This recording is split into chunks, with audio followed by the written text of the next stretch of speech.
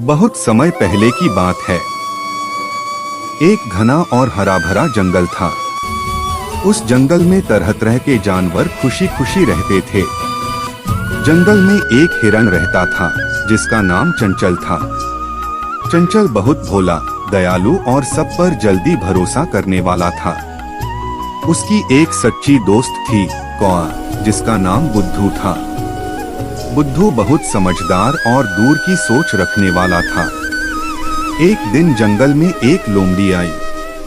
उसका नाम था कपटी। कपटी बहुत चालाक थी और मीठी मीठी बातें करना जानती थी। उसने चंचल हिरण को देखा और सोचा, अगर मैं इससे दोस्ती कर लूं, तो एक दिन इसे धोखा देकर अपना काम निकाल सकती हूँ। कपटी चंचल के पास गई और बोली, अरे चंचल भाई, तुम कितने सुंदर और तेज हो। इस पूरे जंगल में तुम्हारे जैसा कोई नहीं। क्या हम दोस्त बन सकते हैं? चंचल को यह सुनकर बहुत अच्छा लगा।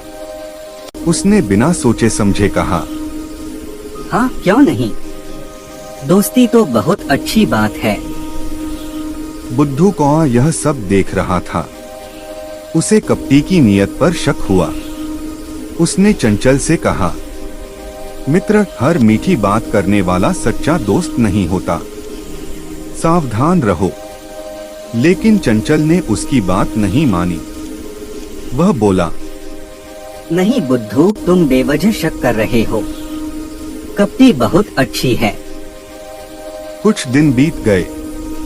एक दिन कपटी ने चंचल से कहा, मैं तुम्हें एक बहुत ही सुंदर जगह दिखाने ले चलती हूँ, जहाँ मीठे फल और ठंडा पानी है।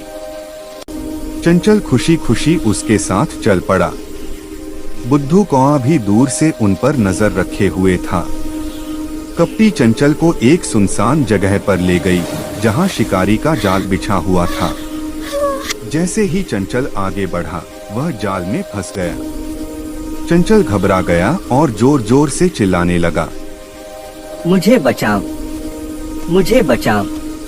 कपटी हंसने लगी और बोली, अब तुम मेरे शिकार बनोगे।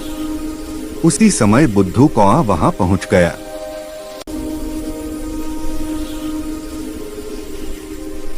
उसने जोर जोर से काव-काव करना शुरू कर दिया और शिकारी के जाल को अपनी चोंच से खींचने लगा।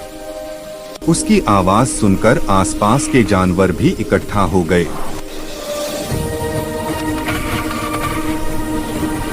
शोर सुनकर कपटी डर गई और वहां से भाग गई।